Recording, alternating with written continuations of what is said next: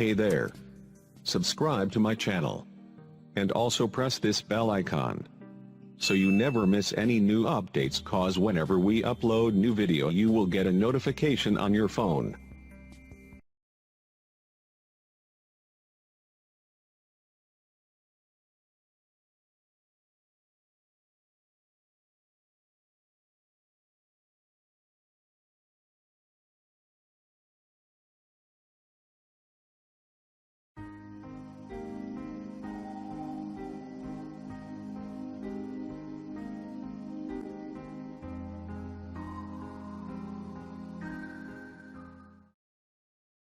بسم الله الرحمن الرحيم شروع اللہ کے نام سے جو بڑا مہربان نہایت رحم والا۔ ونشهد أن سيدنا وسندنا ونبينا ومولانا محمدا عبده ورسوله، أما بعد فأعوذ بالله من الشيطان الرجيم، بسم الله الرحمن الرحيم، إنا أنزلناه في ليلة القدر وما أدراك ما ليلة القدر، ليلة القدر خير من ألف شهر، تنزل الملائكة والروح فيها بإذن ربهم من كل أمر، سلام هي حتى مطلع الفجر۔ وقال في موضع آخر: لو أنزلنا هذا القرآن على جبل لرأيته خاشعا متصدعا من خشية الله۔ وقال النبي صلى الله عليه وسلم: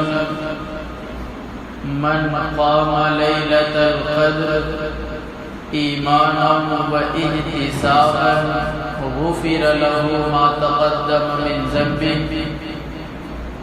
وقال في مقام آخر: اقرأوا القرآن فإنه يأتي يوم القيامة شفيعا لأصحابه، أو كما قال عليه الصلاة والسلام۔ کچھ اہل ستم کچھ اہل حشم میں خانہ گرانے آئے تھے،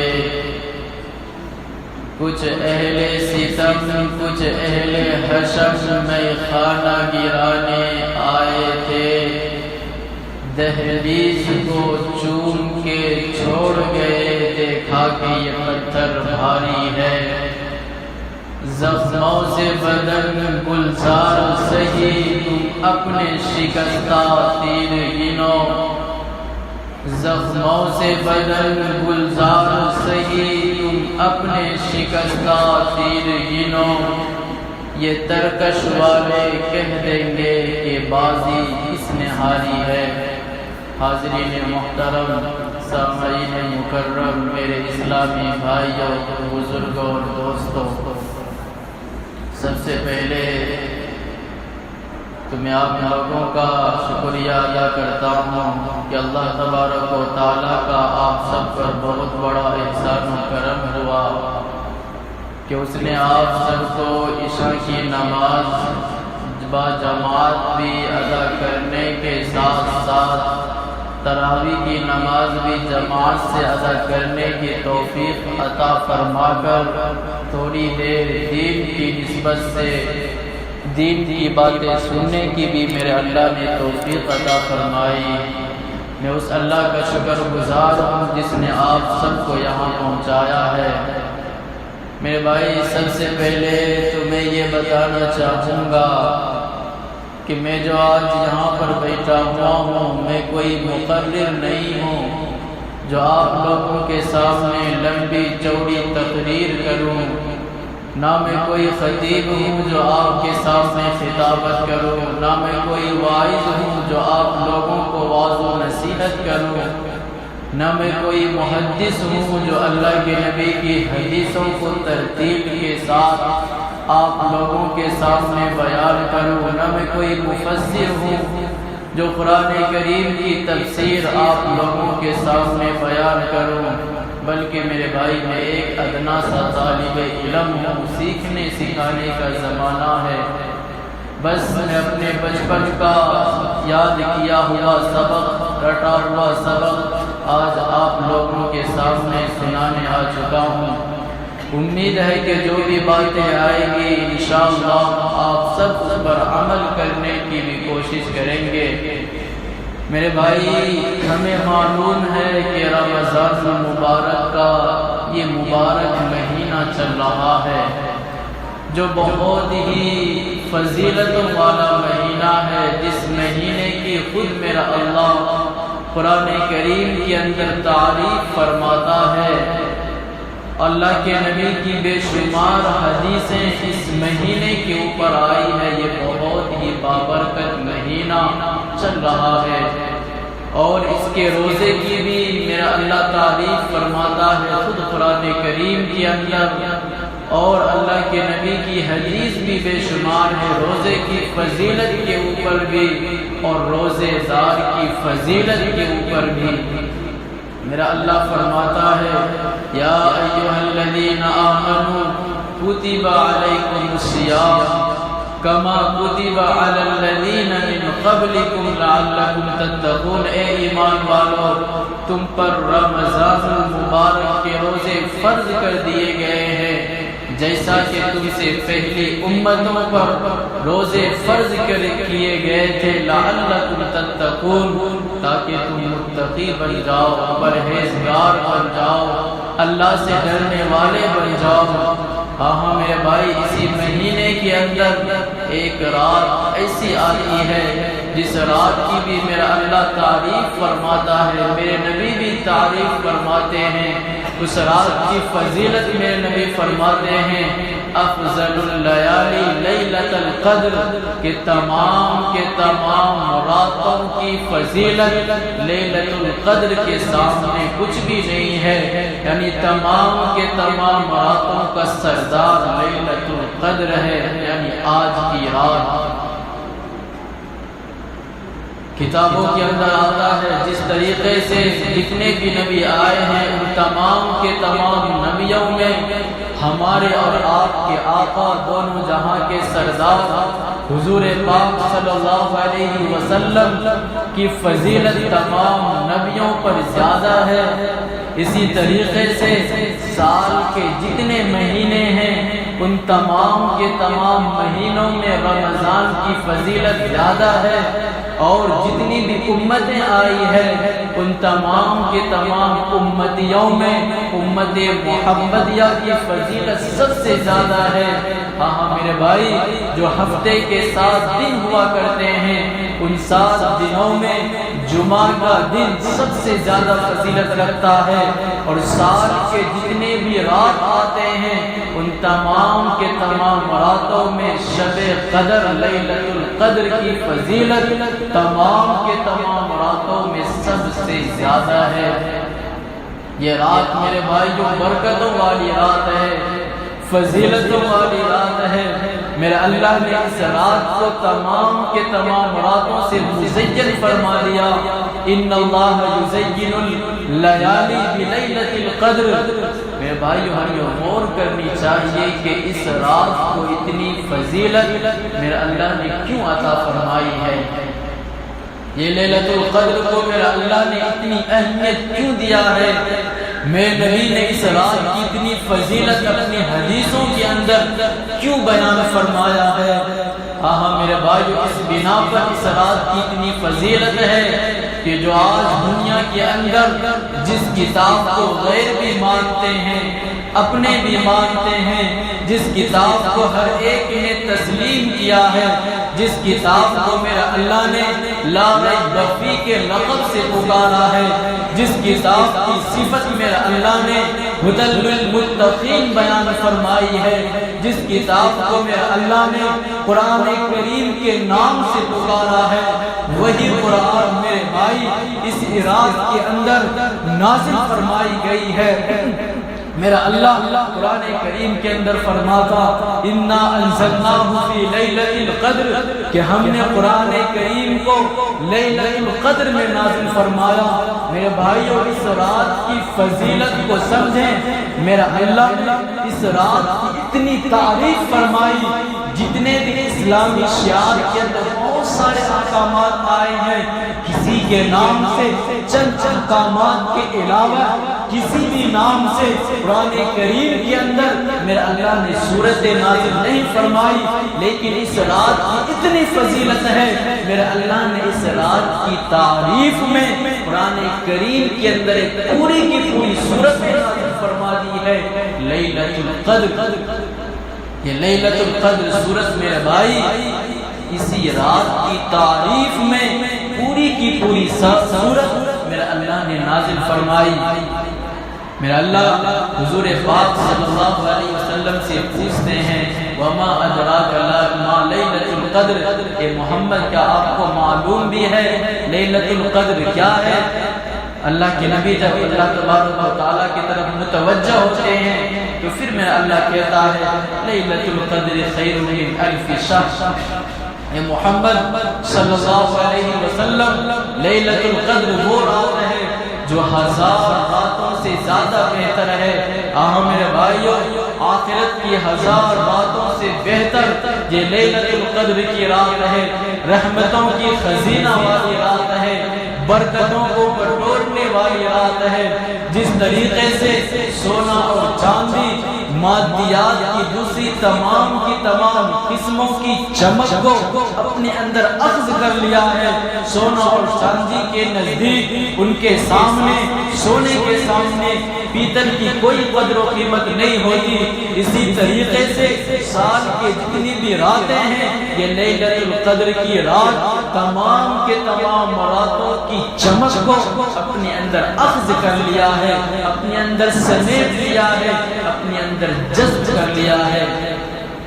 میرے بھائی یہ رات تو اتنی فضیلت والی رات ہے، میرا اللہ اس رات کی قرآن کریم کے اندر تعریف فرماتے تنزل الملائکۃ والروح، اس رات میں سید الملائکہ تمام کے تمام فرشتوں کے سردار حضرت جبریل علیہ السلام اس دنیا میں، آسمانی دنیا پر نہیں بلکہ اس دنیا میں تشریف لاتے ہیں۔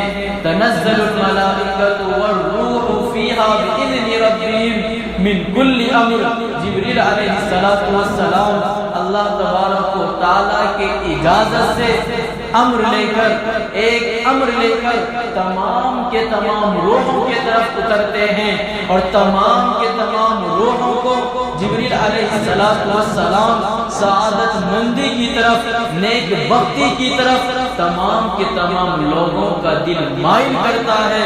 وہ الگ بات ہے کہ جبریل علیہ السلام کی کوشش اس رات میں، جبریل علیہ السلام کی کوشش کسی پر پوری ہوتی ہے یا پھر کسی پر نہیں ہوتی۔ جس طریقے سے میرے بھائی دنیا کا کوئی بادشاہ ہوتا ہے، جب وہ کوئی انعام اپنے چاہنے والوں کو تقسیم کرتا ہے، بادشاہ کا انعام ہر ایک کے لیے ہوتا ہے، وہ الگ بات ہے اس کے چاہنے والے اس انعام سے فائدہ اٹھائے یا نہ اٹھائے۔ جس طریقے سے روزانہ صبح کے وقت میرا اللہ کا سورج طلوع ہوتا ہے، ہر ایک کے لیے سورج کی روشنی نکلتی ہے، وہ الگ بات ہے کوئی اس سورج کی روشنی سے فائدہ اٹھائے یا نہ اٹھائے۔ میرے بھائی میرے نبی کی حدیث اور یہ جو باتیں ہیں میرا اللہ قرآن کریم کے اندر فرما رہے ہیں کہ آج کی رات جبریل علیہ السلام آسمانی دنیا پر نازل ہوتے ہیں، لوگوں کو نیک بختی کی طرف مائل کرتے ہیں۔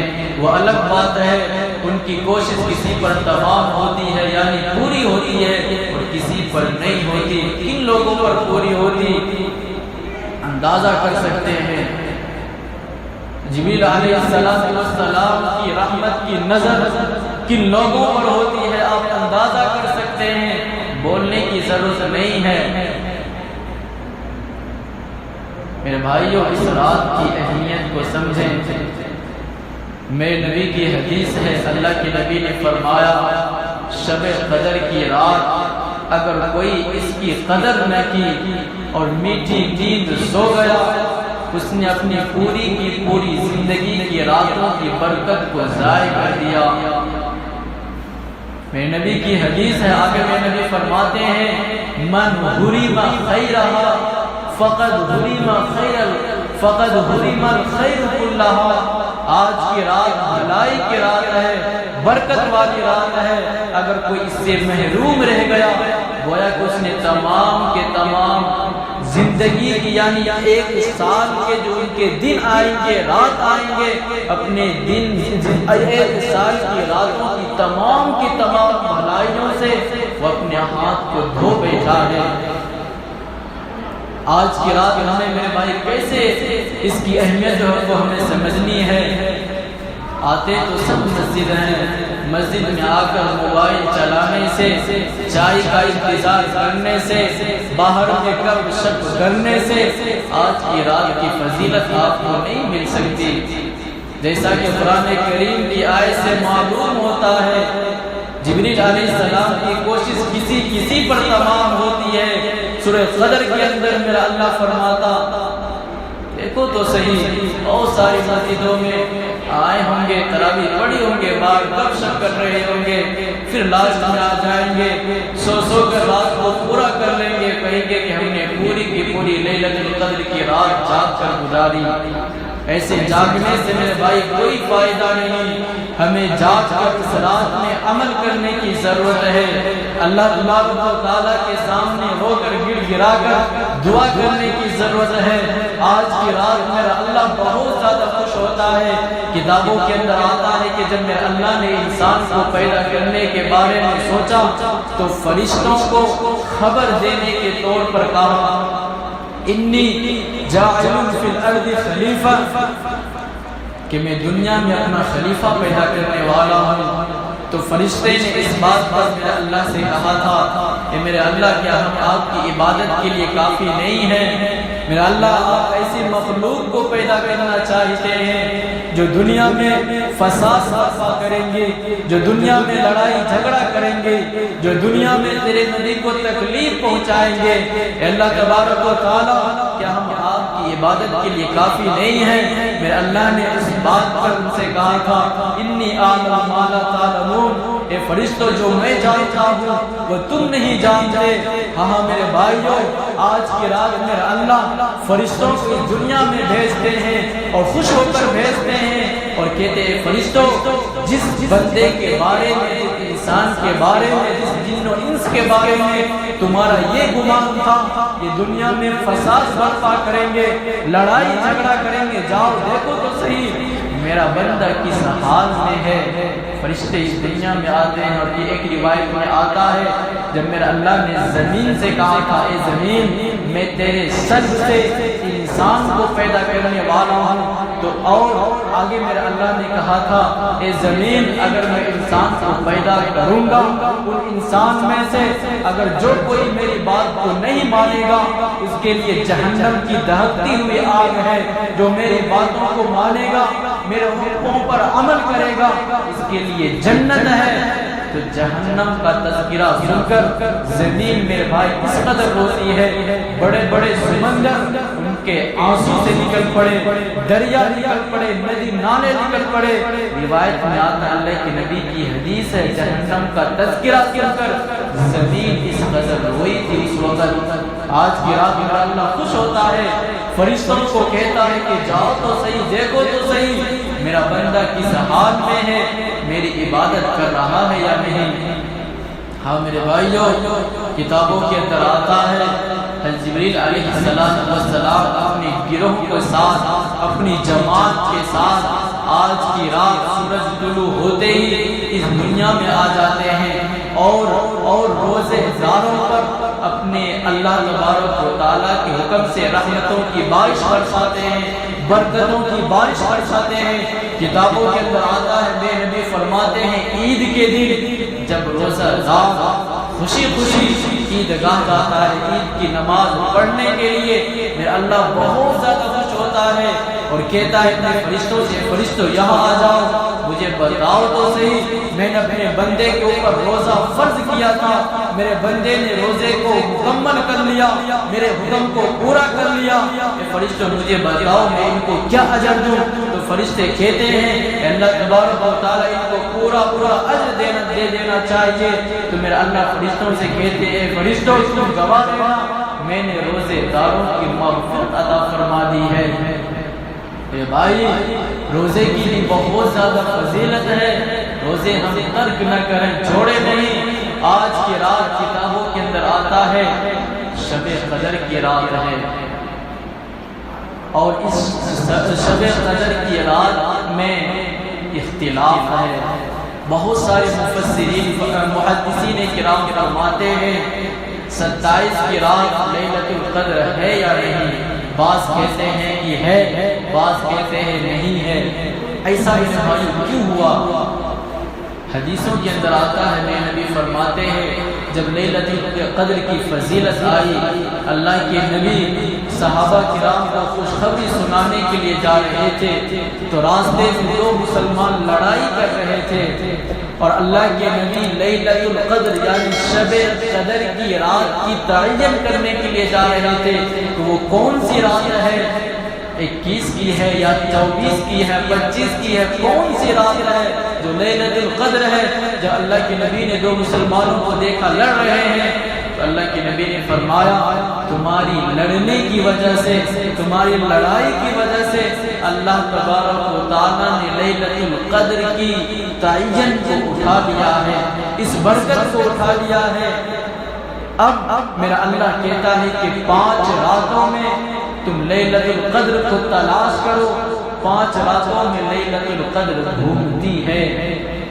کون سی رات 21 کی رات 23 کی رات 25 کی رات 27 کی رات 29 کی رات یہ 5 راتوں میں نبی فرماتے ہیں ان 5 راتوں میں لیلۃ القدر گھومتی ہے آپ یہ نہ سمجھیں کہ 27 ہی کو لیلۃ القدر ہے یا 21 ہی کو لیلۃ القدر ہے محدثین کا اختلاف ہے لیکن راجح قول جو ہے جو جمہور کا جو قول ہے وہ فرماتے ہیں کہ لیلۃ القدر 27 کی رات یعنی آج کی رات ہے بہرحال میرے بھائی ہمیں 5 راتوں میں لیلۃ القدر تلاش کرنے کی ضرورت ہے اللہ کے نبی فرماتے ہیں اللہ تبارک و تعالیٰ نے جو لیلۃ القدر کی تعین کو اٹھا لیا ہے ہمارے لیے خوشخبری ہے اس لیے کہ اگر کسی کو معلوم ہو جاتا کہ لیلۃ القدر 21 کی رات کو ہے وہ کوئی فکر ہو جاتا رمضان کی اور راتوں میں وہ خراٹے لے کر سوتا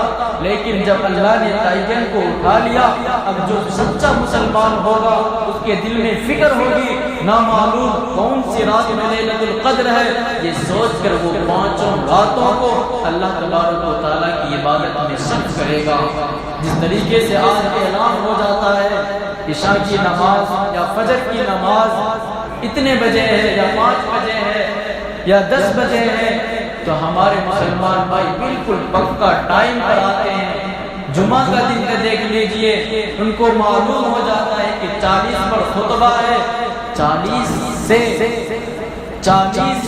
1 منٹ وہ آگے آنے کو گوارا نہیں کرتے جس دن میں نے دیکھا تجربہ بھی کیا جب یہ بیماری مہلک بیماری آئی ہوئی تھی کورونا وائرس اس وقت جمعہ کی نماز کا ٹائم ہم نہیں بتاتے تھے لوگ پہلے سے آ کر بیٹھے رہتے تھے ہمیں فائدہ ہوتا تھا دین کی باتیں لوگ سن لیا کرتے تھے لیکن آج جب معلوم ہے کہ جمعہ کا خطبہ 40 پر ہوتا ہے تو سب 40 پر آتے ہیں بہت ساری چیزوں سے محروم ہو جاتے ہیں اس لیے اللہ کے نبی فرماتے ہیں اگر میرا اللہ بتا دیتا کہ لیلۃ القدر 27 کی رات ہے تو مسلمان بے فکر ہوتا صرف ایک رات میں رمضان کی صرف ایک رات میں جا کر وہ عبادت کرتا لیکن جب اللہ نے نہیں بتایا بہت سارے ایسے مسلمان ہیں جو 5 راتوں میں اللہ کی عبادت کرتے ہیں یہاں تک کہ میرے بھائی میں نبی لیلۃ القدر کی اتنی اہمیت اللہ کے نبی کے سامنے تھی جب میں نبی کو نہیں معلوم تھا کہ لیلۃ القدر کن عشرے میں ہے پہلے کے عشرے میں ہے یا بیچ کے عشرے میں ہے یا اخیر میں ہے جو رمضان کے 3 عشرے ہیں، رحمت کا، مغفرت کا، جہنم سے خلاصی کا، یہ جہنم سے خلاصی کا عشرہ چل رہا ہے، تو اللہ کے نبی نے لیلۃ القدر کی تلاش میں پہلی مرتبہ رمضان کے پہلے والے عشرے میں اعتکاف فرما لیا۔ تو جب اللہ کے نبی کو لیلۃ القدر پہلے عشرہ میں نہ ملا تو دوسرے عشرہ میں 21 سے لے کر 11 سے لے کر 20 تک اللہ کے نبی پھر اعتکاف میں چلے گئے لیلۃ القدر کی تلاش میں۔ تو اللہ تبارک و تعالیٰ نے جبریل کو بھیجا اور جبریل نے میرے نبی سے کہا کہ اللہ کے رسول اللہ تبارک و تعالیٰ فرماتا ہے پہلے عشرے میں لیلۃ القدر نہیں ہے، درمیانی عشرے میں لیلۃ القدر نہیں ہے، بلکہ آخر والے عشرے میں اللہ تبارک و تعالیٰ نے لیلۃ القدر کو رکھا ہے۔ تب میرے بھائیو جب تک اللہ کے نبی زندہ رہے، اس دنیا میں رہے، اس وقت تک اللہ کے نبی نے کبھی بھی رمضان مبارک کے اندر لیلۃ القدر کی تلاش میں اعتکاف کو کبھی نہیں چھوڑا۔ ہر مرتبہ اللہ کے نبی اعتکاف فرمایا کرتے تھے۔ میرے بھائیو لیلۃ القدر میں ہمیں اللہ تبارک و تعالیٰ کی طرف رجوع کرنی چاہیے۔ یہ قرآن کریم جسے آج ہم پیٹھ کے پیچھے ڈال دیے ہیں، یہ قرآن کریم اسی رات میں نازل ہوا ہے۔ ہم نئے نئے کپڑے پہن کر تو آ گئے ہیں، نمازوں کی بھی تو آج ہم نے پابندی کر لی ہے۔ خدا را اپنے دل پر ہاتھ رکھ کے بتاؤ جو اس رات میں جو کارنامہ ہوا ہے، جو چیز کی اس رات میں ہم خوشی مناتے ہیں، قرآن کریم کی اسی رات میں نازل ہوئی ہے۔ مجھے بتاؤ تو صحیح کتنے ایسے مسلمان ہیں جو قرآن کریم کی تلاوت کیے ہوئے ہیں؟ وہی ہو گیا بیگانے شادی میں عبداللہ دیوانہ، ہم شادی میں پہنچ گئے، ہمیں پتہ ہی نہیں کس کی شادی ہے۔ لیلۃ القدر کے معنی ہے کہ اس رات میں قرآن کریم نازل ہوا ہے، ہمیں اس رات میں زیادہ سے زیادہ قرآن کریم کی تلاوت کرنی چاہیے۔ کتابوں کے اندر آتا ہے، اللہ کے نبی کی حدیث ہے، یہ قرآن کریم جسے ہم کوئی اہمیت نہیں دیتے، جسے ہم سمجھ لیے ہیں یہ مولویوں کا پڑھنے کا کام ہے، یہ قرآن کریم قیامت کے دن ہماری سفارش کرے گا۔ سورہ ملک، سورہ تبارک الذی قیامت کے دن میرا اللہ سے لڑائی کرے گی، اور سورہ تبارک الذی کہے گی کہ یا اللہ میرے پڑھنے والوں کی فرشتے بات ہی نہیں سن رہے، میں آپ سے درخواست کرتی ہوں آپ مجھے اپنے قرآن سے نکال دیجئے۔ میرا اللہ کہے گا اے سورہ ملک تو اتنی خفا کیوں ہو رہی ہے، میری بات تو سن، تجھے جتنے لوگ پڑھنے والے ہیں ان سب کا ہاتھ پکڑ کر تو جنت میں چلی جا۔ یہ صرف سورہ ملک کی فضیلت ہے، اور روزہ جسے آپ چھوڑتے ہیں بہانہ کر کر کے، یہ روزے کو میرا اللہ قیامت دن ایک شکل دے گا، روزہ میرا اللہ کے دربار میں آ کر سجدے میں چلی جائے گا، اور روزہ کہے گا کہ یا اللہ، تو میرا اللہ کہے گا کہ روزہ تجھے کیا چیز کی ضرورت ہے، جا جس نے تجھے رکھا ہے اس کو جنت میں لے کر چلے جا۔ تو روزہ اور میرا اللہ سے زیادہ نزدیک ہو جائے گا، تو پھر میرا اللہ کہے گا کہ روزہ بتا تو صحیح تجھے کس چیز کی ضرورت ہے، جا جن جن لوگوں نے تجھے رکھا، چاہے اچھے دل سے ہو یا دکھاوے کے لیے ہو، ان تمام کے تمام لوگوں کا ہاتھ پکڑ کر تو جنت میں چلی جا، اور تمام کے تمام روزے داروں کو میں نے معاف فرما دیا۔ ہاں میرے بھائیو آج کی رات کی تو اتنی فضیلت ہے، اللہ کے نبی ایک مرتبہ صحابہ کے درمیان واعظ و نصیحت فرما رہے تھے، تو اللہ کے نبی نے بنی اسرائیل کا تذکرہ کیا، اور اللہ کے نبی نے کہا کہ بنی اسرائیل میں چند انبیاء یا چند مجاہدین گزرے ہیں جنہوں نے اللہ تبارک و تعالیٰ کی 80 سال تک عبادت کی۔ تو اللہ کے نبی کے جو صحابہ تھے وہ کہنے لگے کہ اللہ کے رسول ہماری تو عمر بھی 80 سال نہیں ہوتی، ہم ان کے مقام و مرتبے کو کیسے پہنچ سکتے ہیں؟ اتنا بولنا تھا، بات ہو ہی رہی تھی، میرا اللہ فرشتوں کو بھیج دیتے ہیں، جبریل اللہ کے نبی سے کہتے ہیں اللہ کے رسول اپنے صحابیوں کو، اپنی امتیوں کو خوشخبری سنا دو، اللہ تبارک و تعالیٰ نے آپ کی امتی کو ایک خوشخبری عطا فرمائی ہے۔ وہ کیا ہے؟ لیلۃ القدر کی رات ہے۔ اگر کوئی بندہ لیلۃ القدر میں جاگ کر اللہ تبارک و تعالیٰ کی عبادت فرماتا ہے تو میرا اللہ اس کو 80 سال نیکی کرنے کا ثواب عطا فرماتے ہیں۔ چند ہی لوگوں کا میرے بھائیو آج 80 سال زندگی گزرتی ہوگی، اس سے پہلے وہ اللہ سے ملاقات کر لیتے ہیں۔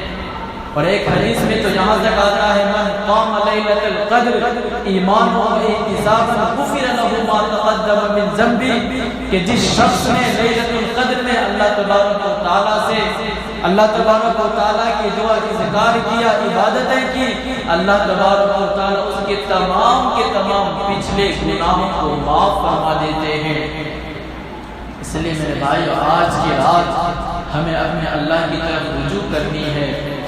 آج کی رات ہمیں اپنے اللہ کو منانا ہے۔ بہت میرے بھائی ہم نے اپنے من کو منا لیا، آج اپنے اللہ کی من کو منانے کی کوشش کر لے۔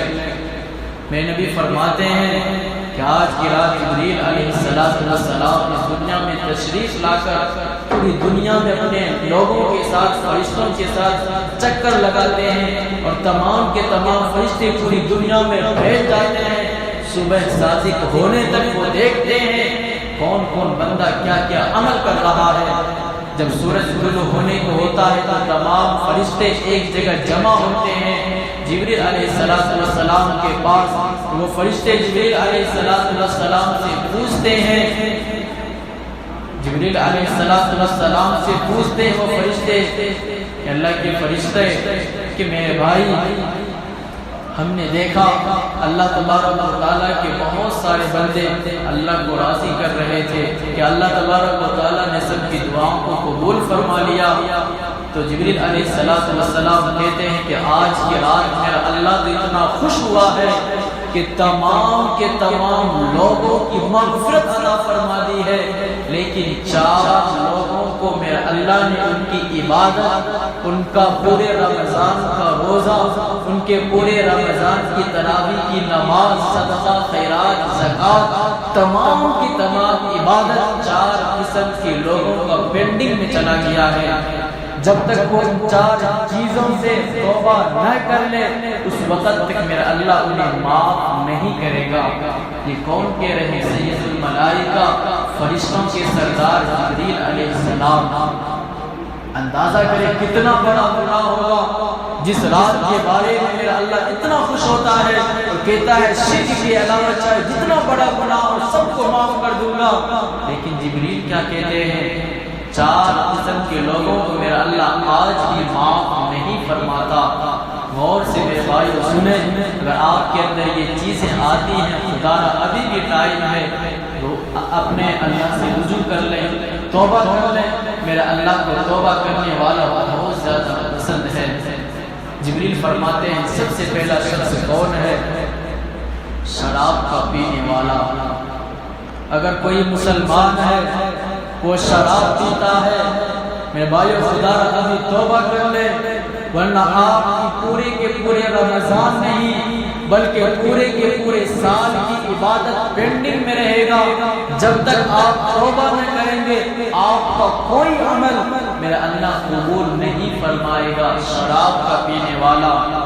دوسرا جبریل فرماتے ہیں ماں باپ کو دکھ دینے والا، ماں باپ کا نافرمان، ماں باپ کو ستانے والا۔ خدا را میرے بھائیوں یہ ماں باپ کو تکلیف نہ پہنچائے، چاہے آپ کے والدین کتنے بڑے ظالم کیوں نہ ہو جائے۔ باپ ہو تو باپ ہوا کرتا ہے، ماں تو ماں ہوا کرتی ہے۔ کاش آپ لوگوں کو ان کی اہمیت ابھی نہیں معلوم ہوگی، جب آپ سے وہ رخصت ہو جائیں گے تب ان کی اہمیت میرے بھائی آپ کو معلوم ہوگا۔ جبریل فرماتے اگر کوئی شخص ماں کو ستاتا ہے، والدین کو ستاتا ہے، باپ کو گالی گلوج کرتا ہے، ان کے سامنے ڈٹ کر بات کرتا ہے، ان کے سامنے گرجتا ہے، یعنی ماں باپ کے نافرمان کو میرا اللہ آج رات بھی معاف نہیں کرے گا۔ اس کی کوئی عبادت میرا اللہ قبول قبول تک نہیں فرمائیں گے جب تک وہ اپنے ماں باپ سے معافی نہ مانگ لے یا اپنے دل میں توبہ نہ کر لے، آج کے بعد میں اپنے باپ کا دل نہ دکھاؤں گا، آج کے بعد میں اپنی ماں کو کبھی نہیں رلاؤں گا، آج کے بعد میں اپنے والدین کو کبھی گالی گلوچ نہیں کروں گا۔ میرے بھائیو، ماں باپ کی خدمت کریں، ماں باپ کی خدمت کرنے تو میرے بھائی اتنا اونچا کام ہے، اتنا اونچا کام ہے جس کا آپ تصور بھی نہیں کر سکتے۔ میں نے کئی واقعہ آپ کو والدین کے اوپر سنایا ہے، ایک واقعہ مختصر میں سناتا چلوں۔ اویس غزنی رحمت اللہ علیہ کا نام آپ نے سنا ہوگا، صحابی نہیں ہیں، تابعی ہیں۔ اللہ کے نبی کیا فرما رہے ہیں؟ کن سے؟ عمر سے اور علی سے، اتنے بڑے صحابی عمر رضی اللہ تعالی عنہ جو خلافت چلائے ہیں، علی جو نوجوانوں کے سردار ہوں گے، ہمارے نبی اکرم صلی اللہ علیہ وسلم کے داماد جن کا نکاح ہونے سے پہلے آسمان پر فیصلہ ہوا وہ علی، اور ہمارے نبی دونوں جہاں کے سردار عمر سے اور علی سے کیا کہہ رہے ہیں؟ اے عمر، تمہارے زمانے میں ایک شخص آئے گا جس کا نام اویس قرنی ہوگا، اور میرے نبی اس طریقے سے بیان فرما رہے گویا کہ وہ شخص اللہ کے نبی کے نگاہ کے سامنے موجود ہے۔ اللہ کے نبی ان کی حالت بتاتے ہیں، اے عمر، اے علی، ان کا رنگ کالا ہوگا، ان کے باڈی میں ایک سفید داغ ہوگا، قرن خاندان قبیلے سے ہوگا، یمن کی طرف کا رہنے والا ہوگا۔ اگر وہ تم کو ملے تمہاری زندگی میں، ان سے تم ضرور دعا کروانا۔ خدا کی قسم میرے بھائیوں، عمر اور علی رضی اللہ تعالی عنہما کو اویس قرنی کی دعا کی ضرورت نہیں تھی۔ وہ میرے بھائیوں ہمیں سمجھانے کے لیے اللہ کے نبی یہ فرما کر چلے گئے۔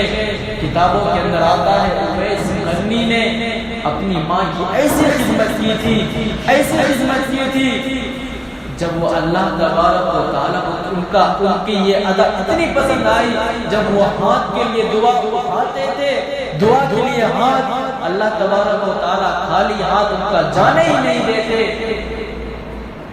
تابعی ہیں، صحابی نہیں ہیں، صحابی کو کہا جا رہا ان سے تم دعا کروانا۔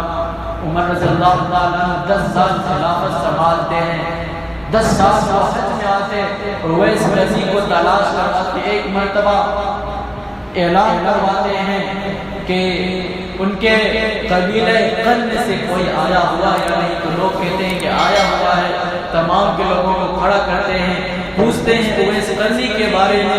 ایک شخص کہتا ہے کہ ہاں میرا وہ بھتیجا ہے، لیکن وہ تھوڑا پاگل سا لگتا ہے۔ تو اویس قرنی کے بارے میں جب یہ کہتا ہے ان کے رشتہ دار عمر رضی اللہ تعالی عنہ کہتے ہیں ذرا تو یہ تو بتا اویس قرنی کہاں ہے، مجھے تو پاگل لگتا ہے۔ وہ کہتا ہے کہ اویس قرنی عرفات کی طرف اونٹ چرانے گیا ہے۔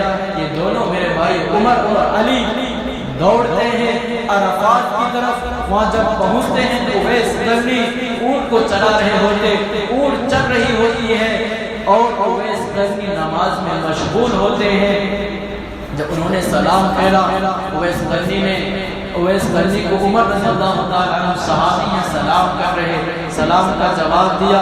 اویس قرنی سے اللہ کے نبی کے صحابہ عمر پوچھتے ہیں کہ آپ کون ہیں، آپ کا نام کیا ہے؟ تو اویس قرنی کہتے ہیں کہ میں انسان ہوں، میں اللہ کا بندہ ہوں۔ تو اویس قرنی کہتے ہیں کہ عمر رضی اللہ تعالیٰ عنہ کہتے ہیں کہ آپ کا نام کیا ہے؟ وہ کہتے ہیں اللہ کا بندہ۔ مزاحیہ طور پر ان کو معلوم نہیں تھا کہ یہ امیر المؤمنین ہیں، عمر رضی اللہ تعالیٰ عنہ ہیں۔ تو عمر رضی اللہ تعالیٰ عنہ کہتے ہیں کہ ہم سب اللہ کے بندے ہیں، آپ کی ماں نے آپ کا نام کیا رکھا ہے وہ میں آپ سے پوچھتا ہوں۔ اویس قرنی کہتے ہیں کہ میں اویس ہوں، میرا نام میری ماں نے اویس قرنی یعنی اویس رکھا ہے۔ اس کے بعد علی فرماتے ہیں آپ کو پتا بھی ہے یہ کون ہے، یہ امیر المؤمنین ہے، عمر رضی اللہ تعالیٰ عنہ ہے۔ جب یہ بات سنی وہ ڈر گئے اور آرام سے بیٹھ گئے، مجھے معاف کرنا مجھے معلوم نہیں تھا۔ اس کے بعد اویس قرنی سے میرے بھائی عمر اور علی دعا کرواتے ہیں. اتنا بڑا مقام اللہ تبارک و تعالیٰ نے اویس قرنی جو تابعی ہیں عطا فرمایا. صحابی ان سے دعا کروا رہے ہیں. کس چیز کی بنا پر؟ انہوں نے والدین کی ایسی خدمت ہی کی تھی. ہر سال اللہ کے نبی کے زمانے میں اویس قرنی موجود تھے، لیکن اللہ کے نبی سے وہ ملاقات نہ کر سکے، اس لیے وہ صحابی نہ بن سکے. صحابی اس کو کہتے ہیں جس نے بذات خود اپنی آنکھوں سے اللہ کے نبی کو دیکھا، ان کو صحابی کہا جاتا ہے. اویس قرنی بھی اس زمانے میں موجود تھے، لیکن اپنی والدہ کی خدمت کی وجہ سے اللہ کے نبی سے وہ نہ مل سکے. خدا را میرے بھائیو، اگر آپ کے والدین باحیات ہیں ان کی عزت کریں، ان کا دل نہ دکھائیں. اگر آپ ان کا دل دکھائے ہیں تو آج کی رات توبہ کر لیں، ورنہ آپ کی تمام عبادتیں میرے بھائیو پینڈنگ ہو جائے گی، قابل قبول نہیں ہوگی. آگے جبریل علیہ السلام فرماتے ہیں کہ دو ہو گئے، اور دو اور فرماتے ہیں کسی سے کینہ رکھنے والا، ایک بغض ہوتا ہے اور ایک کینہ ہوتا ہے. بغض کسے کہتے ہیں اور کینہ کسے کہتے ہیں، اسے بھی ہمیں سمجھنے کی ضرورت ہے. بغض اسے کہتے ہیں اگر کوئی ہمارا مسلمان بھائی ہے، کما رہا ہے، بہت سارے ایسے انسانوں کے اندر ہوتا ہے، ہمیں جلن ہوتا ہے اتنا پیسہ کما رہا، ہمیں جلن ہوتا ہے، اسے بغض کہتے ہیں. اور کینہ اسے کہتے ہیں کوئی ہمارا مسلمان بھائی ہے، ہمارا وہ دشمن ہے، غیر ہمارا دشمن ہے، ہم اس کو ہر وقت اس کو تکلیف پہنچانے کی فکر میں لگے رہتے ہیں، تو اسے میرے بھائی کینہ کہتا ہے. جبریل علیہ السلام کہتے ہیں کہ اگر کسی نے کسی سے کینہ کیا ہے تو آج کی رات اس کی بھی عمل پینڈنگ میں چلی جائے گی، جب تک کہ وہ اللہ تبارک و تعالیٰ سے توبہ نہ کر لے، اپنے دشمنوں سے رجوع نہ کر لے. اللہ تبارک و تعالیٰ آج کی رات ایسے لوگوں کو معاف نہیں فرمائے گا. خدا را میرے بھائی، اگر یہ چیزیں آپ کے اندر پائی جاتی ہیں تو خدا را میرے بھائیوں ان تمام کے تمام چیزوں سے آپ توبہ کر لیں. آج کی رات رحمتوں کو بٹورنے کی رات ہے. آج کی رات اللہ تبارک و تعالیٰ کی طرف رجوع کرنے کی رات ہے. آج کی رات اللہ تبارک و تعالیٰ کے سامنے اپنے گناہوں کی معافی تلافی کرانے کی رات ہے. خدا را میرے بھائی، آج کی رات کی اہمیت کو ہم سمجھیں اور قرآن کریم کی زیادہ سے زیادہ ہم تلاوت کریں. بغض کسی میں سے نہ کریں، کینہ کسی سے نہ کریں، کسی کے خلاف غلط نہ سوچیں. اگر کسی سے کوئی غلطی ہوئی ہے تو میرے بھائی ان کے منہ پہ کہہ دیا کریں. تھوڑی دیر اگر ان کو تکلیف ہوئے گی تو ہوئے گی ضرور، پرواہ نہیں. اگر آپ نے کسی کے پیٹھ کے پیچھے بات کی میرے بھائی، یہ بھی بہت بڑا گناہ ہے، جسے آج ہم ہلکے میں لیتے ہیں، لیکن میرے بھائی بہت بڑا گناہ. حسن ظن ہم کسی کے ساتھ رکھیں. اگر کوئی نماز نہیں پڑھ رہا ہم ان کو دعوت دیتے رہیں گے لیکن ان کے خلاف نہیں بولیں گے، ہم حضر ان کے خلاف سوچیں گے، ہو سکتا ہے ان کے ساتھ ایسا حضر ہوگا، ایسا معاملہ ہوگا، اس لیے وہ نماز نہیں پڑھ رہا. اللہ تبارک و تعالیٰ سے ہدایت عطا فرمائے. ہم ان کے لیے دعا کر سکتے ہیں لیکن کسی کے خلاف ہمیں بولنے کی ضرورت نہیں ہے. نہ جانے کب میرا اللہ کس کی زندگی بدل دے، کوئی نہیں دیکھنے والا، کوئی نہیں بتا سکتا. میں ایک واقعہ آپ کو مختصر انداز میں سناتا چلوں. ہوتے ہیں ہر زمانے میں اللہ والوں کے پیچھے پڑھنے والے، دین کی خدمت کرنے والوں کے پیچھے پڑھنے والے، علماء کے پیچھے پڑھنے والے. میرے بھائیو، انسان کے معنی ہی خطا کرنے کے ہیں. ہر کسی سے غلطی ہو جایا کرتی ہے، لیکن آج ہم برائیاں کرنا شروع کر دیتے، چغل خوری کرنا شروع کر دیتے. اور مجھے یاد آیا جو جبریل نے جو میرے بھائیوں بتایا 4 آدمیوں کی آج بخشش نہیں ہوتی. میں نے 3 آدمی بتایا، شراب پینے والا، ماں باپ کا نافرمان، کینہ رکھنے والا، اور ایک جبریل فرماتے ہیں کہ چغل خوری کرنے والا، ادھر کی بات ادھر لگانے والا. آپ کے پاس گئے تو آپ کی طرف بولے، ان کے پاس گئے تو ان کی طرف بولے، یعنی دوسرے کی بات دوسروں کے پاس لگا کر بولنے والے کو چغل خوری کہتے ہیں. چغل خور کو بھی میرا اللہ اس کی عبادت آج قبول نہیں فرمائے گا۔ خدا را میرے بھائی اس چیز کی طرف دھیان دیں۔ ایک واقعہ سناتا چلوں، میں آپ کو دل بہلانے کے لیے واقعہ نہیں سنا رہا، میں اس لیے سنا رہا ہوں کہ آپ سبق حاصل کریں۔ حسن ظن ہر کسی سے رکھیں، حسن بد نہ رکھیں، ہر کسی کے ساتھ اچھا گمان رکھیں۔ ایک اللہ والے گزرے ہیں، ان کے بارے میں آتا ہے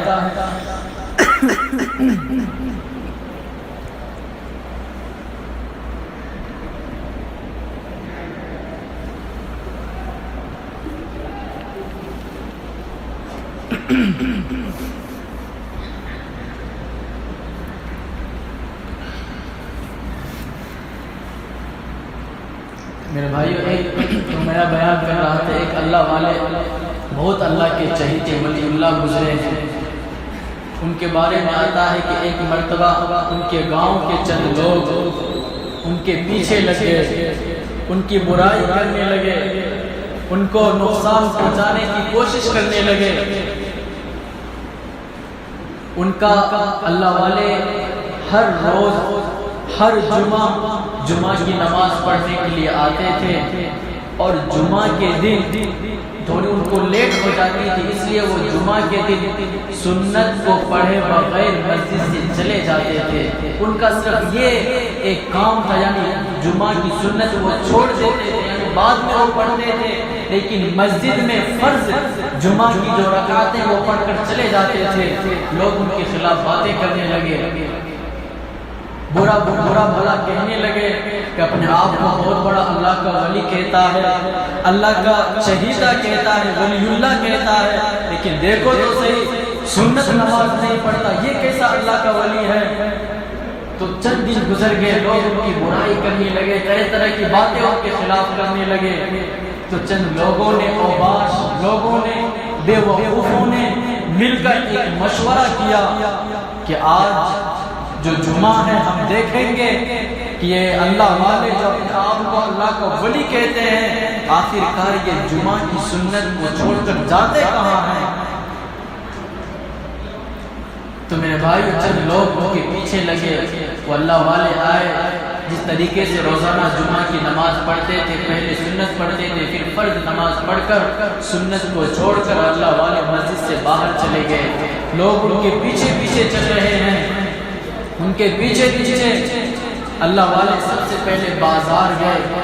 جو ان کے پیچھے لوگ چل رہے تھے وہ آپس میں باتیں کرنا شروع کر دی، دیکھو اللہ والے کو شوقین، دیکھو سنت نماز چھوڑ کر، جمعہ کی سنت چھوڑ کر بازار کا سفر کر رہے ہیں، بازار کا چکر لگا رہے ہیں۔ وہ اللہ والے بازار جاتے ہیں، پھر ایک ہوٹل میں جاتے ہیں، وہاں جا کے چند پراٹھے خریدتے ہیں کہ اور گوشت خریدتے ہیں۔ تو پیچھے ان کے لوگ لگے ہوئے یہ تمام ماجرا دیکھتے ہیں، آپس ان کے خلاف اور بھی زیادہ باتیں کرتے ہیں، دیکھو نماز چھوڑ کر، سنت نماز چھوڑ کر جہاں گوشت اور پراٹھے خریدا جا رہا، ان کو شرم نہیں آتے، اپنے آپ کو ویسے اللہ کا ولی سمجھتے ہیں، پھر بھی وہ چلتے رہتے۔ اللہ والے ان دونوں چیزوں کو ایک کور میں ڈلوا کر پیک کرا کر اپنے ساتھ لے کر چلتے رہتے ہیں، جنگل کا رخ کر لیتے ہیں۔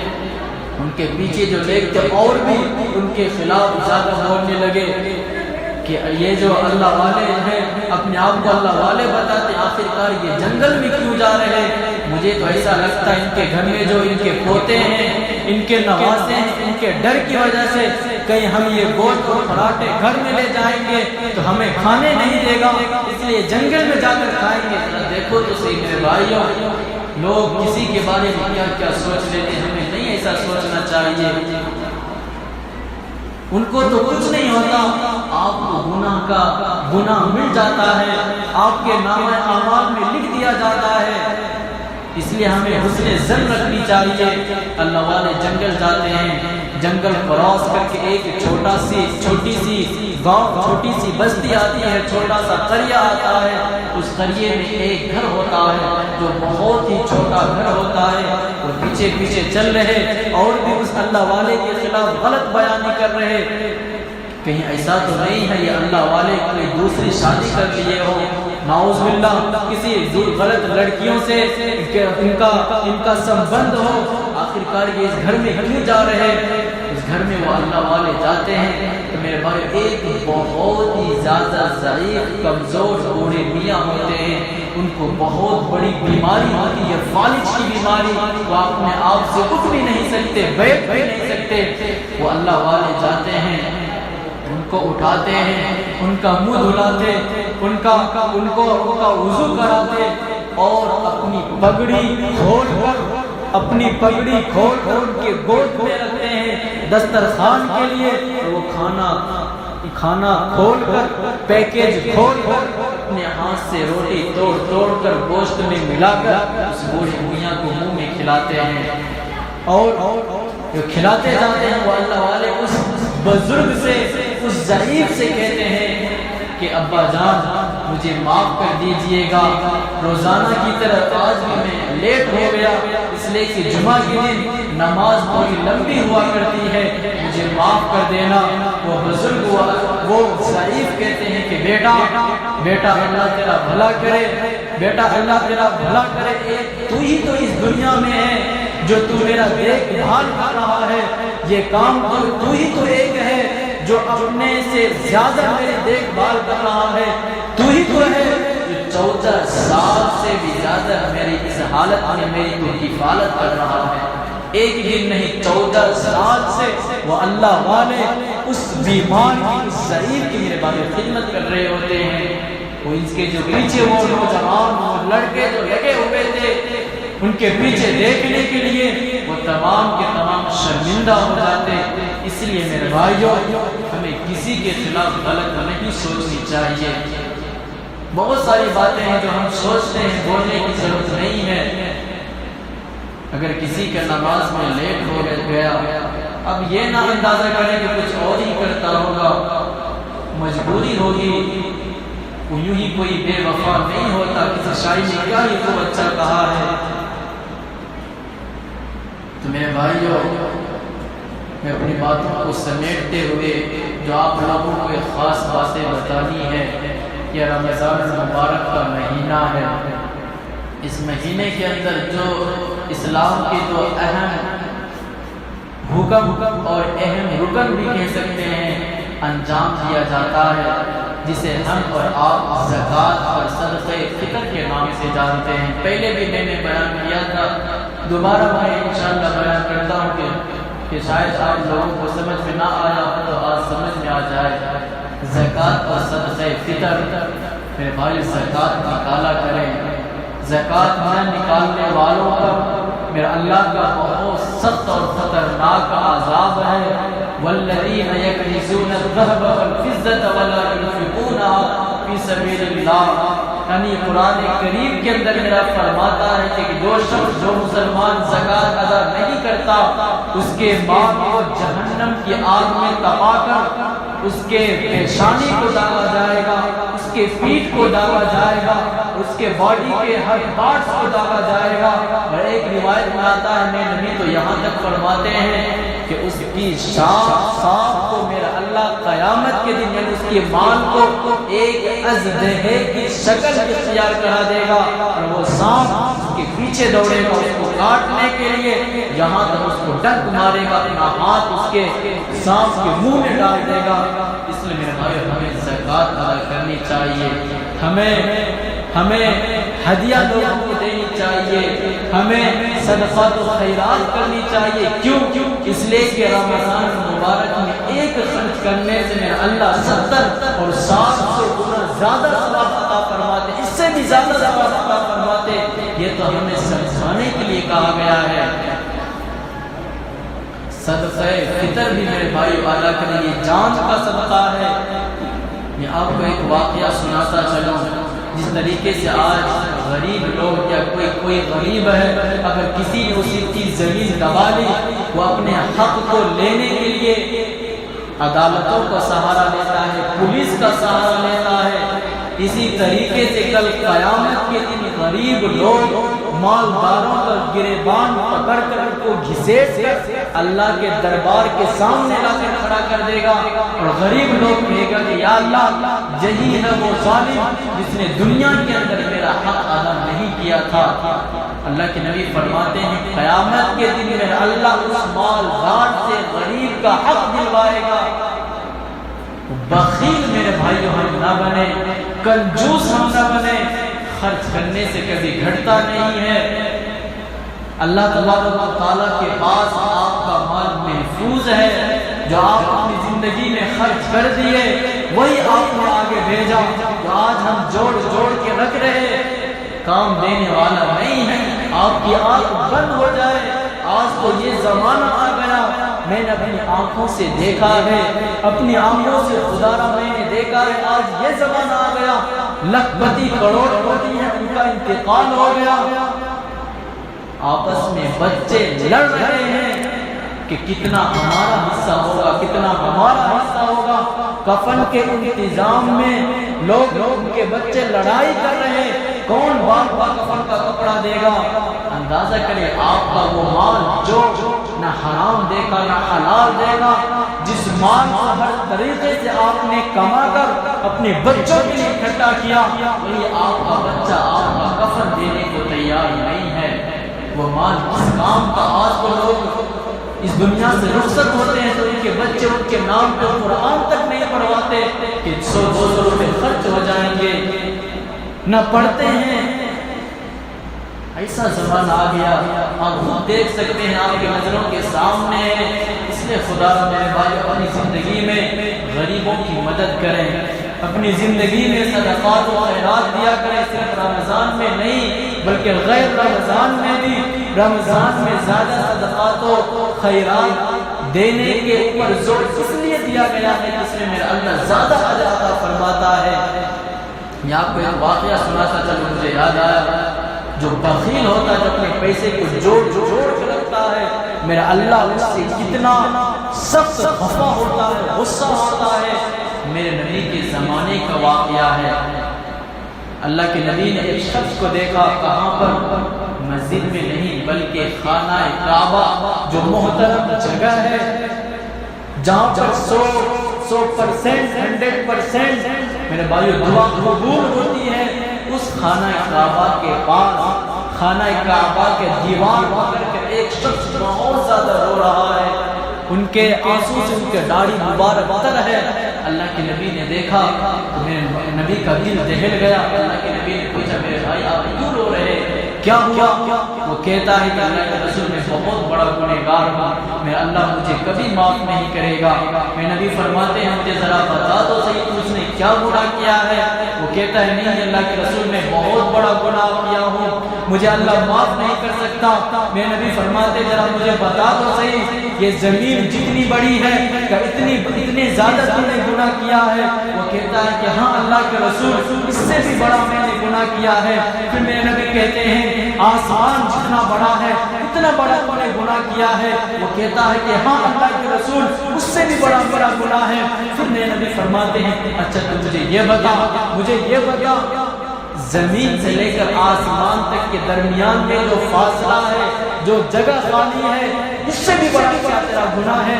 وہ کہتا ہے کہ ہاں اللہ کے رسول اس سے بھی بڑا میرا گناہ ہے۔ پھر میرے نبی کہتے ہیں تو مجھے بتا تو صحیح کیا میرا اللہ کے عرش و کرسی سے بھی بڑا تیرا گناہ ہے؟ وہ کہتا ہے کہ ہاں اللہ کے رسول اس سے بھی بڑا تیرا گناہ ہے۔ تو سب سے آخر میں میرا نبی فرماتے ہیں میرے بھائی میرے امتی تو مجھے یہ بتا کیا تیرا گناہ بڑا ہے یا اللہ تبارک و تعالیٰ بڑا ہے؟ وہ کہتا ہے کہ اللہ بڑا ہے۔ پھر میں نبی کہتے ہیں اب بتا تم نے کیا گناہ کیا ہے؟ وہ کہتا ہے کہ اللہ کے رسول میں ایک مالدار آدمی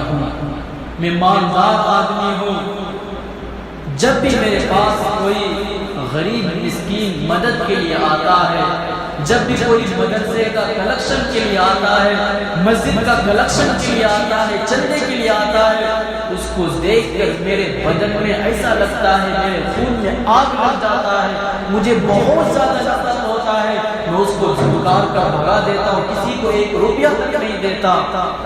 اے بھائی یہ بات کا سننا تھا، آپ اندازہ کریں میرے نبی تو اتنے شفیق تھے، اتنے رحیم و کریم رحمت والے نبی تھے، رحمت للعالمین بن کر آئے تھے۔ لیکن یہاں پر اللہ کے نبی اتنا خفا ہوئے، اتنا غصہ ہوئے، اس شخص سے میرے نبی فرماتے ہیں اور بدبخت دور ہو جا میری نظروں سے، اور میری بات سن، اگر پوری زندگی خانہ کعبہ کے دیوار پر پکڑ کر روتا رہے اور تیری آنسو اتنا نکلے کہ آنسو نکل کر زمین تر ہو جائے، پھر اس کے اندر سے کوئی کسی چیز کا درخت نکل آئے، یا جام کا ہو یا آم کا ہو، اس میں پھل آ جائے، پھل پک جائے، اس درخت آنسو کے نکلا ہوا پھل اگر کوئی غریب بچہ، کوئی غریب کھائے تو بھی میرا اللہ تجھے معاف نہیں کرے گا۔ اندازہ کریں کتنا بڑا گناہ ہے میرے بھائی بخل کرنے کا، کتنا بڑا گناہ ہے، اندازہ کریں۔ اس لیے میرے بھائی جو مالدار ہیں خدا را خرچ کریں، اللہ کے نام پہ جتنا زیادہ دیں گے میرے بھائیوں آپ کا کم ہونے والا نہیں ہے۔ بہت سارے ہمارے مسلمانوں نے تجربہ بھی کیا ہے، اور بہت سارے ہم نے مسلمانوں کو دیکھا بھی ہے، دل کھول کر دیتے ہیں۔ آپ کے نظر کے سامنے وہ بھی لوگ ہوں گے جو اللہ کے نام پہ لٹایا کرتے ہیں۔ اس لیے میرے بھائی ہمیں بخیل نہیں بننا، بخل کرنے والے کو میرا اللہ پسند نہیں فرماتا۔ تو میرے بھائی واقعات تو بہت سارے ہیں بخل کے اوپر، زکوٰۃ کے اوپر۔ خدا را میرے بھائیوں ہم اتنا سمجھیں کہ ہمیں زکوٰۃ ادا کرنی ہے، اگر ہم نے زکوٰۃ ادا نہ کیا تو ہمارا بہت برا حشر ہونے والا ہے۔ اب یہ سمجھیں کہ ہمارے اوپر زکوٰۃ کتنے مال ہوگا تو زکوٰۃ فرض ہوگا، اور کتنے پہ ہمارے اوپر صدقہ فطر واجب ہوگا۔ 52.5 تولہ چاندی اور 7.5 تولہ سونا اگر آپ کے پاس ہے تو میرے بھائی آپ کے اوپر زکوٰۃ فرض ہے۔ 4 چیزوں سے زکوٰۃ فرض ہو جاتا ہے، سونا، چاندی اور کیش رقم، اور چوتھا میرے بھائیوں مال تجارت۔ کوئی سامان آپ خرید کر لائے ہیں تجارت کے غرض سے، اس کے اوپر بھی زکوٰۃ ہے۔ آپ یہ نہ سمجھیں کہ اگر ہمارے پاس 52 تولہ چاندی نہیں ہے، 7.5 تولہ سونا نہیں ہے تو ہمارے اوپر زکوٰۃ نہیں ہے۔ نہیں میرے بھائیوں، آپ اپنے گھر میں بیٹھے، میں آپ کو ایک سمجھیے ایک فارمولہ بتا رہا ہوں زکوٰۃ نکالنے کا۔ اپنے گھر میں بیٹھیں، اپنے بیوی سے پوچھیں گھر میں کتنا سونا ہے اس کو لکھ لیں، کتنا چاندی ہے اس کو لکھ لیں، کتنا رقم کیش ہے اس کو لکھ لیں، کتنا بینک بیلنس ان کو لکھ لیں، اور کتنا مال تجارت ہے، تمام کی تمام چیزوں کو لکھ لیں، اور پھر اس کا پیسہ یعنی سونے کا کتنا بنتا اس کو لکھے، پھر چاندی کا کتنا بنتا اس کو لکھے، تمام کے تمام کیش کو لکھیں، لاکھ ہوتا ہے یا 2 لاکھ ہوتا ہے یا 50,000 ہوتا ہے یا 30,000 ہوتا، یہ لکھ لیں۔ اس کے بعد پھر اپنی زندگی کے اوپر غور کریں کہ ہمارے اوپر تو کوئی قرض نہیں ہے۔ اگر قرض ہے، جیسے ہمارے ابھی جو ہم نے حساب لگایا 1 لاکھ ہوتا ہے، پھر ہم غور کریں گے قرض اگر 30,000 قرض ہوتا ہے تو 1 لاکھ میں 30 نکال دیں گے، 70 بچتا ہے۔ پھر ہم دکان والے کے پاس، سونار کے پاس جو سونے چاندی کو بیچتے ہیں ان کے پاس جائیں گے اور ان سے ہم پوچھیں گے 52.5 تولہ چاندی کا کتنا رقم ہے۔ میرے حساب سے آپ کی طرف معلوم نہیں، شاید کنفرم نہیں، شاید 35,000 یا 40,000 ہوتا ہوگا۔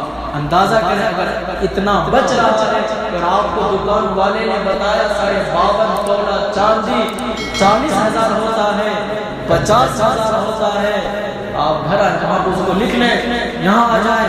اب آپ دیکھیں کہ ہمارے پاس 70,000 ہے اور وہاں ہم کو 50,000 بتایا ہے، تو سب کو ڈیوائڈ کر کے آپ کو اب زکوٰۃ فرض ہو گیا۔ اب آپ زکوٰۃ نکالیں، اگر نہیں نکالیں گے تو آپ کو میرا اللہ میرے بھائی خطرناک عذاب کا آپ کو سامنا کرنا پڑے گا۔ یہ زکوٰۃ نکالنے کا آسان طریقہ ہے، اور زکوٰۃ ہم کتنا نکالیں؟ اپنے مال کا 40واں حصہ 100 روپے میں 2.5 روپے، 2 روپے 50 پیسہ 100 روپے میں اور لاکھ میں 2500 2500 اب کیلکولیٹ کر لیں، اگر آپ کے پاس 30,000 ہے تو کتنا ہوگا اور 50,000 ہے تو کتنا ہوگا؟ میرے بھائیوں کیلکولیٹ کر کے نکالیں۔ اگر آپ نے زکوٰۃ نہ نکالا، زکوٰۃ اس لیے نکالا جاتا ہے آپ کے پاس جو مال ہے اس کو زکوٰۃ پاک کر دیتا ہے۔ زکوٰۃ کسی ہی چیز کا نام ہے، مال کو تمام تر گندگیوں سے، علائشوں سے پاک و صاف کر دیتا ہے۔ اگر آپ نے زکوٰۃ نہ نکالا، لکھ لیجئے باتوں کو، آئندہ سال آپ کا جتنا آپ کے اوپر زکوٰۃ فرض تھا، چاہے 5,000 ہو 6,000 ہو، اللہ کہیں نہ کہیں آپ کو اپنا پیسہ خرچ کرا ہی دے گا۔ تجربہ لوگوں نے کیا ہے۔ اسی لیے میرے بھائی زکوٰۃ نکالے، 52 تولہ چاندی کا آپ پیسہ پوچھ کے آئے، کتنا رقم ہوتا ہے؟ آپ اپنے گھر میں دیکھیں، تمام چیزوں کو کا ریٹ لگائیں، کتنا پیسہ ہے، کتنا سامان ہے، مال تجارت، کتنا سونا ہے، کتنا چاندی ہے، سب کا دیکھ کر، اور کتنا قرض ہے اس کو الگ کر کے آپ میرے بھائی زکوٰۃ نکالا کریں، نکال دیں۔ زکوٰۃ ہمیں رمضان کے شروع میں نکال دینی چاہیے، اس لیے کہ غریبوں کی مدد ہو جایا کرتی ہے۔ وہ بیچارے پہلے کپڑا لے لیا کرتے ہیں، غریب اچھی طریقے سے اگر ہم پہلے پیسہ دے دیں گے، اچھے طریقے سے وہ خوشحالی کے ساتھ رمضان گزاریں گے۔ اور صدقہ فطر ان پر واجب ہوتا ہے۔ یہی 4 چیزیں، اس میں ایک اور ایڈ کر لیجیے، ضرورت سے زائد مال، سونا، چاندی، کیش رقم اور مال تجارت، اور ایک اور صدقہ فطر میں یعنی 5 چیزوں اگر آپ کے پاس ہے تو واجب ہے۔ ایک ضرورت سے زائد مال، آپ کے پاس کوئی کولر یا کوئی صوفہ 50,000 30,000 کا ہے، لیکن وہ آپ یوز کے لیے نہیں رکھے، اگر یوز کر رہے ہیں تو پھر نہیں ہے، آپ اس کو شوق کے لیے رکھے ہیں، دکھانے کے لیے رکھے ہیں، یوز نہیں کر رہے، تو اس کے اوپر بھی آپ کو اوپر اس کا بھی صدقہ فطر دینا پڑے گا، یعنی صدقہ فطر کا اس کے اوپر بھی نصاب لگائیں گے۔ یہاں تک کہ ایک روایت میں یہ تو واجب ہے، یہاں تک کہ اللہ کے نبی کی حدیث ہے، اللہ کے نبی نے فرمایا صدقہ فطر ہر کسی کے اوپر واجب ہے، چاہے غریب ہو یا مالدار۔ کیسا غریب؟ کوئی غریب ہے، اگر اس کے پاس ابھی جو ہم نے کھایا، کل کا کھانے کے لیے ان کے پاس چیز ہے تو اس کو بھی صدقہ فطر دینا پڑے گا۔ ایسا غریب ہے ابھی کھایا تو صبح کے لیے اس کو سوچنا پڑے گا، تو پھر اس غریب کے اوپر صدقہ فطر نہیں ہے۔ اگر ایسا غریب ہے ابھی کھایا 2-3 ٹائم آگے کا کھانے کے لیے اس کے پاس غلہ اناج ہے، تو ایسے غریب بھی میرے بھائیوں صدقہ فطر ادا کرے گا۔ اب یہ چیز ذہن میں بٹھا لیں، اور صدقہ فطر ہر کسی کے اوپر ہے، چاہے چھوٹا ہو یا بچہ ہو۔ عید کی نماز، عید کے دن سورج طلوع ہونے سے پہلے اگر آپ کے یہاں کوئی بچہ پیدا ہو گیا تو اس کا بھی آپ کو صدقہ فطر نکالنا پڑے گا۔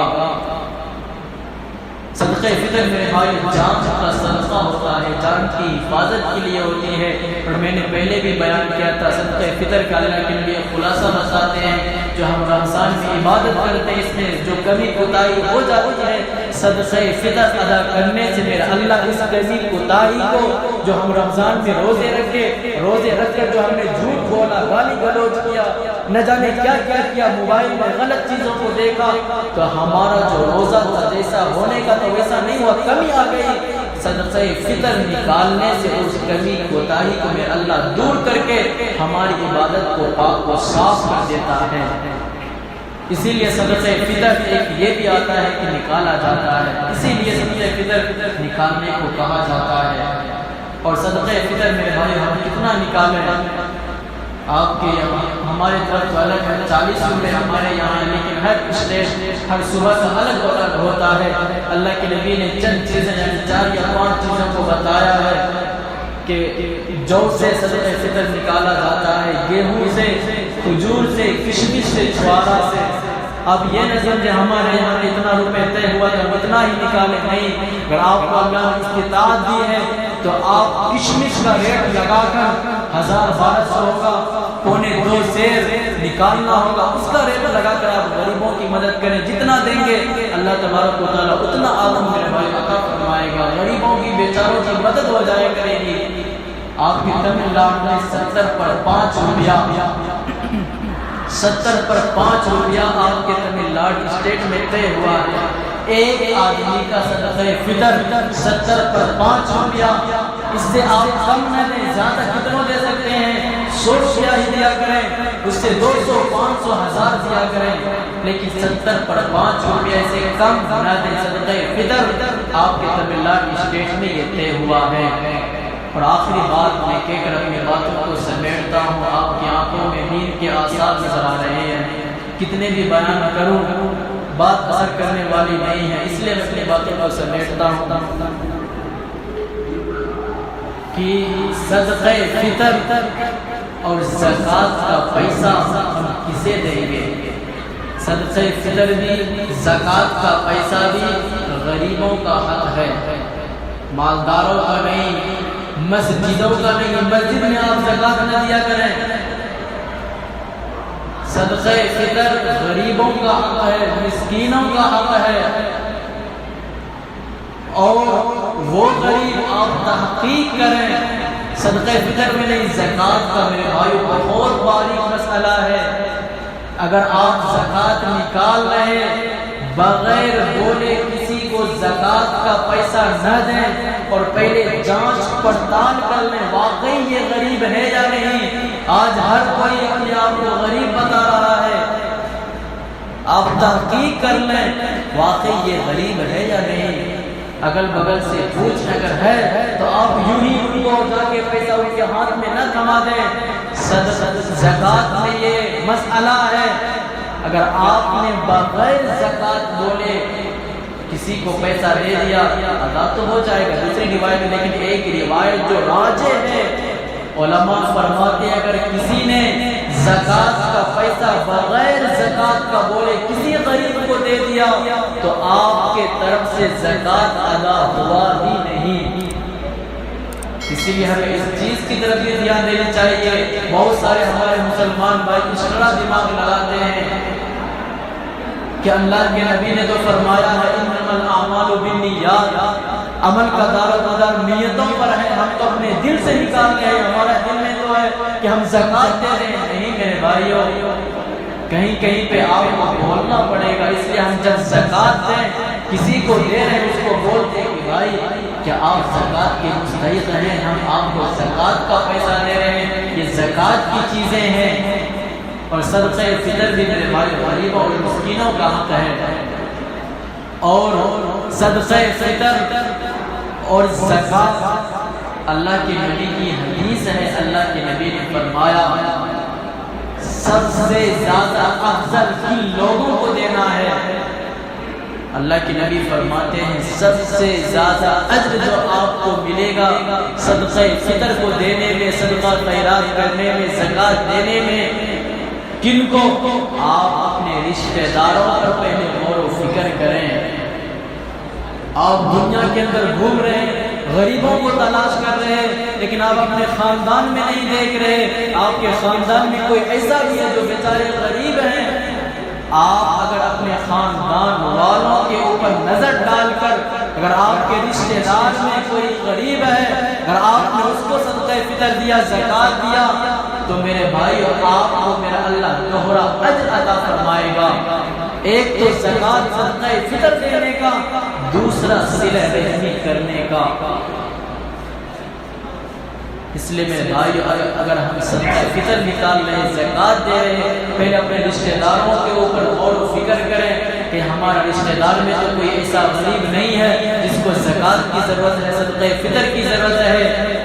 جو غریب ہوتے ہیں ان کو پوری دنیا ڈھونڈ کر دیتی ہے، لیکن جو آپ کے خاندان میں بیچارے غریب ہیں، بھوک سے سسک رہے ہیں، ان کے اوپر کسی کی نظر نہیں جاتی. اس لیے کہ وہ تصور کرتے ہیں کہ فلاں تو زکوٰۃ نکال رہا، ان کے خاندان میں کیسے کوئی غریب رہ سکتا ہے، کسی کی نظر نہیں جاتی. اس لیے میرے بھائی سب سے پہلے آپ اپنے رشتہ داروں کے اوپر غور و فکر کریں. اگر کوئی ایسا ہے تو آپ ان کو زکوٰۃ اور صدقہ فطر کا پیسہ دے، آپ کو دوہرا اجر میرا اللہ عطا فرمائے گا۔ تو میرے بھائی